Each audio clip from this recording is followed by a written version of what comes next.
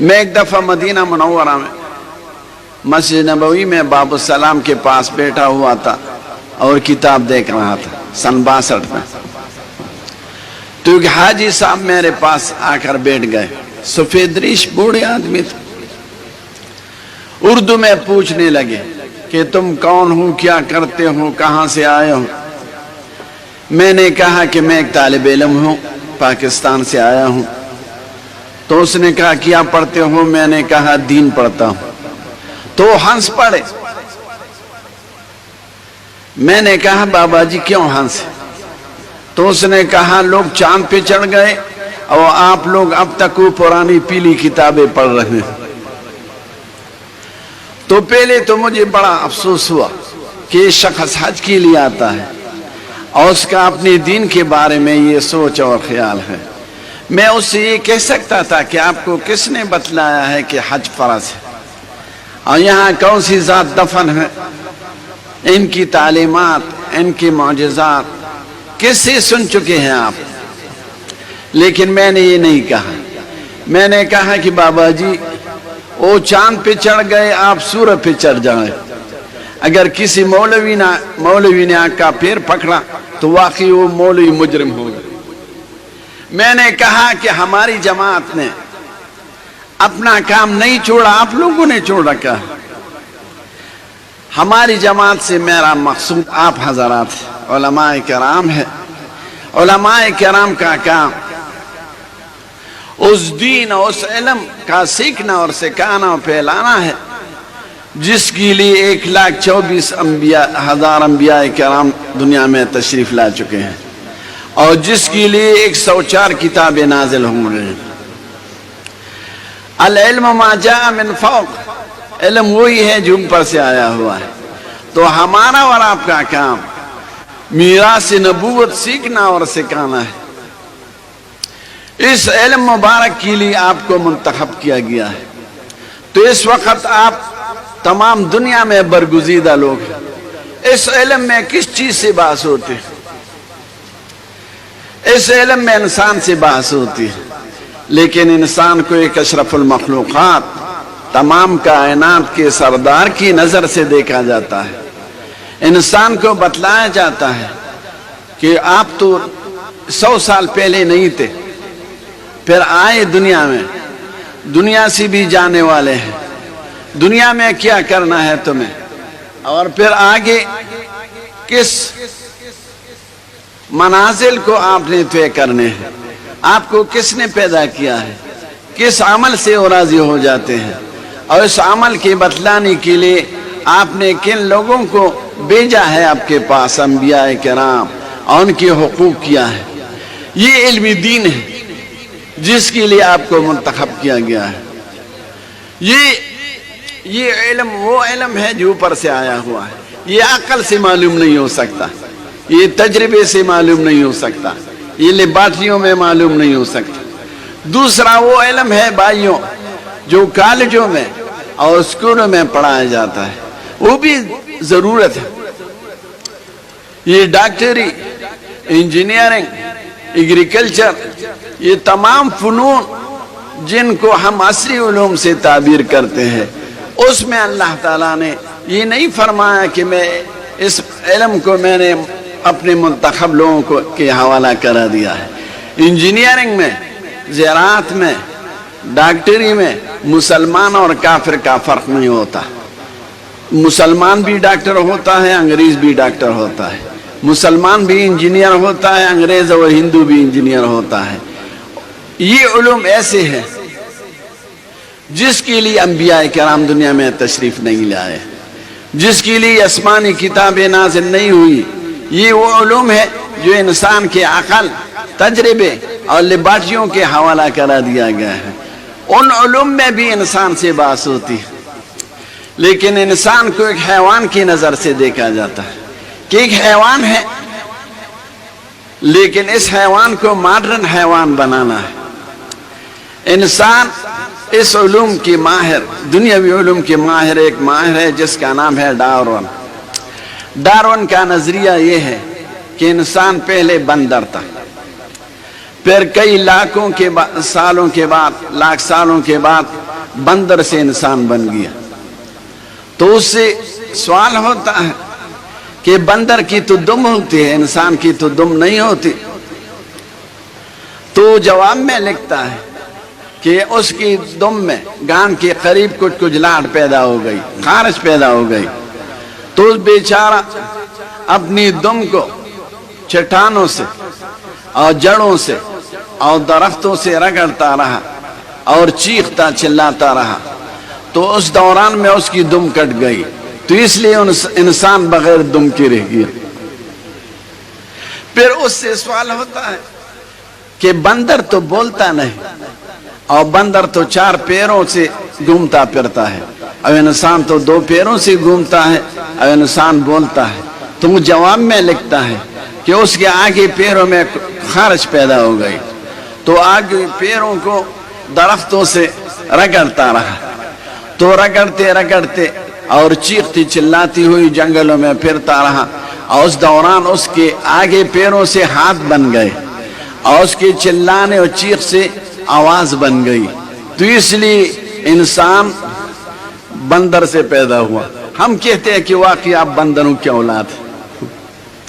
जिस तालीम का बुनियादी मकसद, बुनियादी नजरिया ये हो कि इंसान असल में हैवान है, बंदर है और सब बंदरों की औलाद है, तो इंसान को बंदरों की नजर से देखते हैं। आपने पाकिस्तान में सुना होगा लीडरों से, रोटी कपड़ा मकान, रोटी कपड़ा मकान, हम आपके लिए रोटी कपड़ा मकान पूरा करेंगे। ये झूठ है, मुनाफिकाना है। लेकिन इस बात को सुनिए कि सिर्फ इनके ख्याल में सिर्फ रोटी और कपड़ा मकान है। ये नहीं कहते कि हम एक कौम है, हम मुसलमान हैं, हमारी एक तहजीब है, हमारी एक रिवायात है, हमारा एक पैगंबर है, वो अपनाएंगे, अपने मुल्क में जारी करा देंगे। बस सिर्फ रोटी कपड़ा मकान, ये बंदरी तालीम का असर है। वो कहते हैं कि इंसान कुत्ते की तरह है, लेकिन कुत्ता कच्चा गोश्त खा सकता है, अब इंसान कच्चा गोश्त नहीं खा सकता। इसलिए इंसान के लिए गैस की जरूरत है और चूल्हे की जरूरत है, घी की जरूरत है, मसाले की जरूरत है और खाने के बाद नस्वार की जरूरत भी हो जाती है। कहते हैं कि इंसान की मिसाल गद्दे की है। गद्दा कच्ची जमीन पर खूब दौड़ सकता है, इंसान दौड़ता नहीं, तो इसलिए उसके लिए सड़क होनी चाहिए। इंसान की मिसाल घोड़ी की है, घोड़ा तेज दौड़ सकता है, इंसान तेज नहीं दौड़ सकता, तो इंसान के लिए मोटर की जरूरत है। इंसान मुर्ख की तरह है, मुर्ख हवा में उड़ सकता है, लेकिन ये हवा में नहीं उड़ सकता, तो इसके लिए इंसान के लिए जहाज की जरूरत है। इंसान गीदड़ की तरह है, लेकिन गीदड़ गारों में रह सकता है, अंधेरों में घूम फिर सकता है, और ये गारों में नहीं रह सकता, ना अंधेरों में घूम फिर सकता है। इसलिए इंसान के लिए कमरे की जरूरत है और एयर कंडीशन की जरूरत है। ये तमाम जरूरियात अगर आप देखें तो इंसान के हजरत पेट से ताल्लुक है इनका। दुनियावी तालीम का ताल्लुक सिर्फ मादियात, माशियात और इंसान के पेट से है, उसमें अखलाक की बात नहीं होती, बल्कि वो कहते हैं कि अखलाक गरज के ताबे होते हैं। जिस तरह आपका गरज हुई ठीक बात होती है, अकीदे की बात नहीं होती। डॉक्टर आपको अकीदा नहीं बतला सकता। डॉक्टर का काम तो ये है कि अगर आपके पेट में मरोड़ हो तो 2 गोलियां दे देंगे, तबलीग वालों की इस्तिलाह में आपका तकाजा आसानी से पूरा हो जाएगा, आपका पेट नरम हो जाएगा। एग्रीकल्चर वाले आपको आलू और गंदम और जौ की काश की तरीके से सुखाएंगे, लेकिन अकीदा तो आपको नहीं बतला सकता। जिन बातों से इंसान मुसलमान हो जाता है वो आपके इल्म में है, इसलिए आपके इल्म और आपको और इस इल्म की बरकत से आपको सबसे बरगुजीदा मखलूक करार दिया गया है।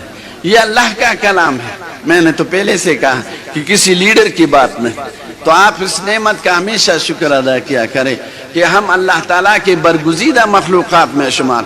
खुदा की कसम, अल्लाह ने बादशाहों को अपना बरगुजीदा नहीं कहा, वजीरों को नहीं कहा, चौधरियों को नहीं कहा, मलको, नवाबो, इमेनेज और नाजिमान, इनको नहीं कहा, کتاب والوں کو اپنا چنا ہوں، اپنا منتخب شدہ، اپنا لاڈلا قرار دے چکا ہے۔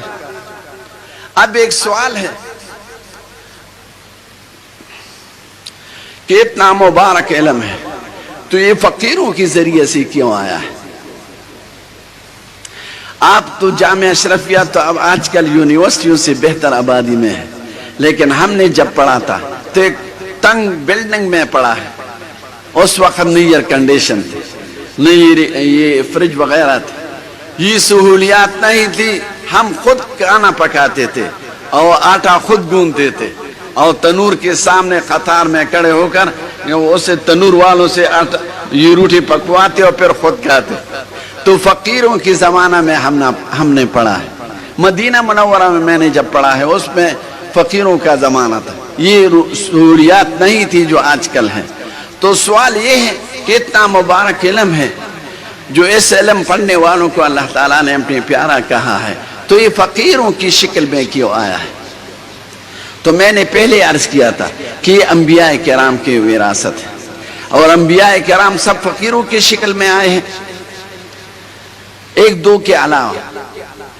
اگر مالدار ہوتے، بادشاہ ہوتے، لوگوں کو دنیا کی لالچ دیا کرتے تو پھر ایمان کا مسئلہ نہ رہتا۔ ایمان کے لیے ضروری ہے کہ ایمان بالغیب ہو۔ اگر آپ کسی سے کہیں کہ آپ آ جائیے، میں نے آپ کے لیے گوشت تیار کیا ہوا ہے، اس کے بعد حلوہ ہوگا، اس کے بعد مٹھائی ہوگی مثلا، اس کے بعد نسوار بھی ہوگا، تو سب لوگ اس کے پیچھے جائیں گے۔ یہ لیڈر کیوں کہتے ہیں؟ گوشت کے پیچھے تو کتا بھی جاتا ہے۔ تو اگر پیغمبر بادشاہ ہوتا تو پھر سب لوگ ان کے پیچھے چلے جاتے، تو پھر ایمان بالغیب نہ رہتا۔ فرعون کا قصہ آپ نے سنا ہوگا، سورۃ زخرف میں آیا ہے، وَنَادَى فِرْعَوْنُ فِي قَوْمِهِ قَالَ يَا قَوْمِ أَلَيْسَ لِي مُلْكُ مِصْرَ وَهَٰذِهِ الْأَنْهَارُ تَجْرِي مِن تَحْتِي أَفَلَا تُبْصِرُونَ أَمْ أَنَا خَيْرٌ مِّنْ هَٰذَا الَّذِي هُوَ مَهِينٌ وَلَا يَكَادُ يُبِينُ فَلَوْلَا أُلْقِيَ عَلَيْهِ أَسْوِرَةٌ مِّن ذَهَبٍ أَوْ جَاءَ مَعَهُ الْمَلَائِكَةُ مُقْتَرِنِينَ۔ فرعون کانفرنس کراتا، لوگوں کو جمع کراتا، پھر لوگوں سے کہتا کہ میں بہتر ہوں یا یہ خوار ملا، جس کو سیاست نہیں آتی، جس کو باتیں کرنے کا طریقہ و سلیقہ معلوم نہیں، خوار ملا کس کو کہتے؟ حضرت موسیٰ علیہ السلام۔ انبیاء کرام آپ کی اصطلاح میں سب طالبان تھے، الحمدللہ۔ تو فرعون کہتا ہے کہ اس طالب علم خوار مولوی کے پاس کیا ہے، میں بہتر ہوں یا یہ خوار ملا؟ کیا مصر کی حکومت میری نہیں، اور کیا یہ نہر میری حکومت میں نہیں بہ رہی ہے؟ پھر ہاتھ اٹھا کر لوگوں سے کہتا کیا فلولا ألقي عليه أسورة من ذهب، اس بیچارے مولوی کے ہاتھ میں تو کنگن بھی نہیں، سونے کے کنگن۔ تو انبیاء کرام سب فقیر ہوتے۔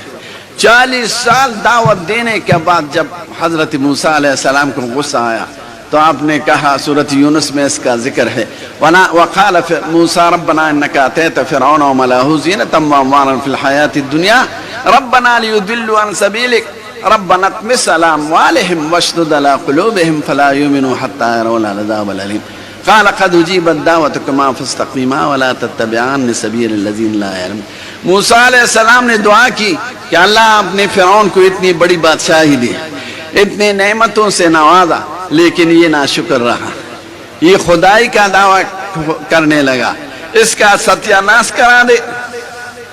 اللہ تعالیٰ نے کہا کہ اب دیکھیے، خدا کی قسم، اس دریا میں اب ٹنل ہے، میں وہاں گزر چکا ہوں اس ٹنل سے سارا سینا جاتے ہوئے، تو اس میں اس کی تمام فوج جو مفسرین کی تعداد کے مطابق 6 لاکھ فوج تھی، سب ختم ہو گئے۔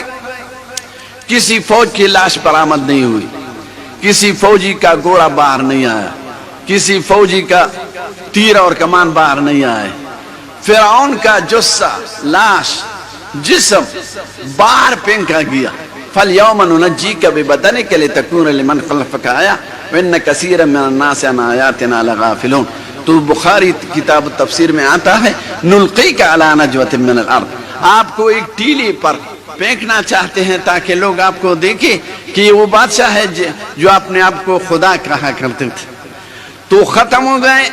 تو موسیٰ علیہ السلام کو خوار مولا اس لیے کہتے تھے کہ اس بیچارے کے پاس تو کوئی چیز نہیں تھی۔ تو انبیاء کرام کی وراثت ہے، انبیاء کرام فقیروں کی شکل میں آئے ہیں، اس لیے آپ فقیروں کی شکل پر فخر کیا کریں، کسی کی بنگلے، کسی کی موٹر، کسی کی دولت پر حسد نہ کرے قطعاً۔ ٹھیک ہے، کسی کی تحقیر نہیں کرنی چاہیے، لیکن آپ کو اللہ تعالیٰ نے جس نعمت سے نوازا ہے اس نعمت کی قدر کیا کریں۔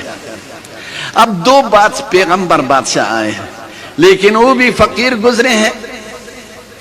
میں دونوں کی زیارت کر چکا ہوں، بیت المقدس میں دفن ہے۔ سلیمان علیہ السلام مسجد کے ہاتھے میں ہے اور حضرت داؤد علیہ السلام باہر ہے، اور دونوں کا دارالخلافہ بیت المقدس رہا۔ تو داؤد علیہ السلام بادشاہ تھے، ایک دن روزہ ہوتا تھا اور ایک دن افطار کیا کرتے تھے، یہ بخاری شریف میں آتا ہے۔ لیکن مغرب کے بعد عشاء کے وقت یہ اپنی رعیت میں گھومتا تھا اور پوچھتا تھا کہ آپ کا بادشاہ کیسا ہے، شریعت پر عمل کرتا ہے یا نہیں، کسی پر تو ظلم نہیں کرتا۔ تو ہر شخص کہتا کہ داؤد علیہ السلام ہمارے بادشاہ تو بڑے اچھے ہیں، جب پیغمبر اچھا نہ ہو تو کون اچھا رہے گا۔ ایک دفعہ جبریل علیہ السلام سامنے آئے، یہ نہیں جانتے کہ یہ جبریل ہے، کیونکہ علم غیب اللہ تعالیٰ کی خاص صفت ہے۔ جتنی قدر کسی پیغمبر کو دینا چاہتے ہیں اسی قدر دیتا ہے۔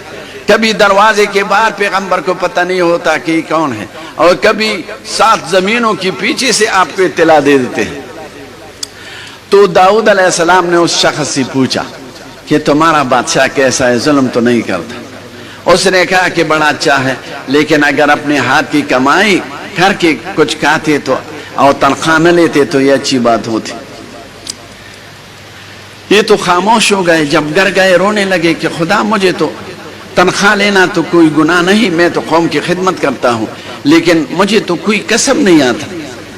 تو اللہ تعالیٰ کی طرف سے وحی نازل ہو گئی کہ چلیے تمہیں لوہاری کا کسب سکھاؤں گا۔ وَعَلَّمْنَاهُ صَنْعَةَ لَبُوسٍ لَكُمْ لِتُحْصِنَكُم مِّن بَأْسِكُمْ فَهَلْ أَنتُمْ شَاكِرُونَ۔ پھر یہ کہنے لگے، عرض کرنے لگے کہ لوہار کے لیے تو بٹی کی ضرورت ہوتی ہے، سندان کی ضرورت ہوتی ہے، اور ہتھوڑے کی ضرورت ہوتی ہے، ڈبریوں کی ضرورت ہوتی ہے، یہ چیزیں تو میرے پاس نہیں۔ تو اللہ تعالیٰ کی طرف سے وحی آئی کہ لوہا کو لے کر ہاتھ میں پکڑ کر اس کو جس طریقے سے جس طرح سے بنوانا چاہتے ہیں اسی طرح سے بنے گا، اس سے تار بھی بنیں گے اور کیل بھی بنیں گے، جس طرح کام لینا چاہے۔ وَعَلَنَّا لَهُ الْحَدِيدَ أَنْ اعْمَلْ سَابِغَاتٍ وَقَدِّرْ فِي السَّرْدِ وَاعْمَلُوا عَلَى دَاوُودَ شُكْرًا وَقَلِيلٌ مِّنْ عِبَادِيَ الشَّكُورُ۔ پھر ذرے بناتے رہے، اور ذرہ جب بنتا تو پھر کسی کو دے دیتا کہ اس کو بیچ دو، اور آدھی رقم تمہاری ہو گئی اور آدھی رقم مجھے دیا کرے۔ تو اس سے گزارا کیا کرتے تھے۔ بادشاہ تھے لیکن فقیر رہے۔ سلیمان علیہ السلام کی بادشاہی تو آپ سب کو معلوم ہے، رب هب لي ملكا لا ينبغي لأحد من بعدي إنك أنت الوهاب فسخرنا له الريح تجري بأمره رخاء حيث أصاب والشياطين كل بناء وغواص وآخرين مقرنين في الأصفاد۔ ایسی بادشاہی مل گئی کہ نہ پہلی کسی کو ملی ہے، نہ قیامت تک کسی کو ملنے والی نہیں ہے، کسی کو نہیں ملے گی۔ جس کا تھا ہوا میں اڑتا، بغیر پیٹرول کے، بغیر ریڈار کے، بغیر ایئرپورٹ کے، اس میں پائی بھی نہیں ہوتے تھے۔ اتنا بڑا بادشاہ، خدا کی قسم اگر آپ بیت المقدس گئے اور آپ وہاں کے پتھر دیکھیں، 12 گز لمبا پتھر اور 2 گز 1.5 گز چوڑا، تو آپ یقین کر لیں گے کہ یہ تو اس زمانے کے پتھر ہیں جس زمانے میں نہ یہ کرین تھے نہ یہ نئی آلات تھے، یہ کس نے بنائے ہیں اور کون لے آئے ہیں؟ تو آپ یقین کریں گے کہ جنات اور دیووں کے علاوہ کوئی نہیں کر سکتا۔ اتنی بادشاہی کے باوجود تفسیروں میں آتا ہے کہ وہ ٹوکری بنایا کرتے تھے، پچیاں ٹوکری، جس میں لوگ پھل اور پھول لے جاتے ہیں۔ ممبر پر بیٹھ کر وعظ کی حالت میں بھی ٹوکری بنایا کرتے تھے۔ تو میرا مقصد یہ ہے کہ یہ انبیاء کرام کی وراثت ہے۔ انبیاء کرام سب فقیروں کی شکل میں آئے ہیں، اس لیے ایمان بالغیب اس کو کہتے ہیں۔ موت کے بعد جب انسان جنت دیکھے دوزخ دیکھے تو اس وقت تو سب لوگ مسلمان ہو جائیں گے۔ ربنا ابصرنا وسمعنا فرجنا نعمل صالحا غیر الذی کنا نعمل اولم نعمرکم ما یتذکر فی من تذکر وجاءکم النذیر فذوقوا فما للظالمین من نصیر۔ پھر اس قسم کی آرزویں کرتے رہیں گے لیکن اس وقت ایمان قبول نہیں ہوگا۔ تو آپ اللہ تعالیٰ کا شکر ادا کریں کہ آپ بڑے جامع سے نسبت رکھتے ہیں اور اس جامع کے فضلاء ہیں۔ اور پس خدا کی قسم میں نے بہت سے علماء سے پڑھا ہے، مالکیوں سے، شوافع سے، حنبلیوں سے، غیر مقلدین سے اور احناف سے، لیکن میں نے حضرت مولانا محمد ادریس خان دہلوی رحمۃ اللہ علیہ اور حضرت مولانا رسول خان رحمۃ اللہ علیہ جیسے علماء نہیں دیکھے، نہ تقویٰ میں نہ للہیت میں۔ میں وہاں تھا، حضرت مولانا صاحب خان دہلوی رحمۃ اللہ علیہ حج کے لیے آئے تھے، تو میں نے ان کو بلایا اپنے کمرے میں۔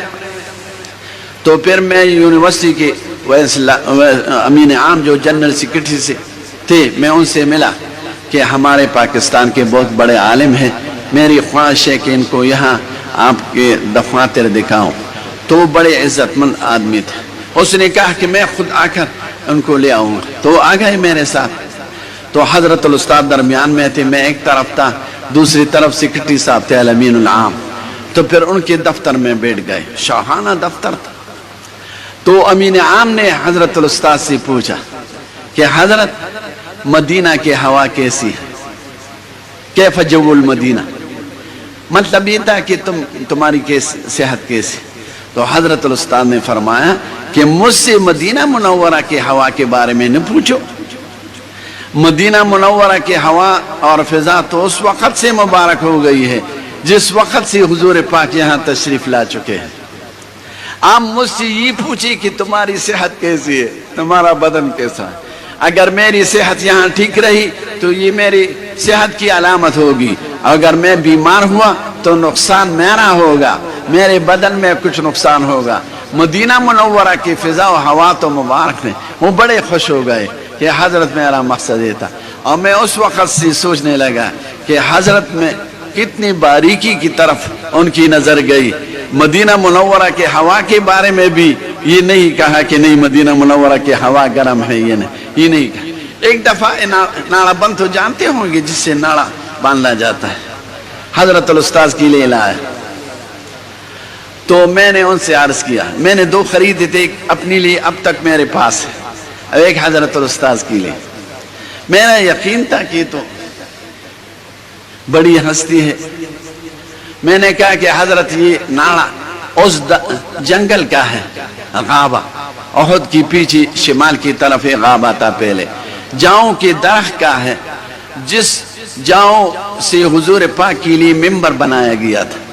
تو بڑے خوش ہو گئے، اس ناڑے کو چھوما اور سر پہ رکھا اور آنکھوں پہ رکھا۔ تو ہمارے بزرگ یہ ادب و احترام اور تواضع کے نمونے تھے۔ خدا کی قسم علم بہت سے لوگوں میں بھی ہوتے ہیں، علماء بھی دیکھے ہیں ہم نے، حفاظ بھی دیکھے ہیں، علوم کے حافظ، لیکن تقوی، للہیت، ادب اور احترام اور اخلاص فی العمل ان کی نظیر دنیا میں نہیں۔ خدا کی قسم آپ ازہر جائیں، میں وہاں جا چکا ہوں، ازہر یونیورسٹی میں، شام جائے وہاں شام یونیورسٹی میں جا چکا ہوں، دوسرے عرب ممالک میں جائے تو ہمارے علماء جیسے پاکستان و ہندوستان میں جو علماء گزرے ہیں یا موجود ہیں، ان جیسے علماء آپ کو نہیں ملیں گے۔ تو آپ شکر ادا کریں کہ ایسے بزرگوں کی صحبت آپ کو ملی ہے، ان سے استفادہ کر چکے ہیں، اور اللہ تعالیٰ نے اپنے بڑے مبارک علم کے لیے منتخب فرما دیا ہے۔ تو آپ اس کا شکر ادا کیا کریں اور اس خدمت میں مشغول رہیں اور اس کو پھیلاتے رہیں۔ وآخر دعوانا الحمدللہ رب العالمین۔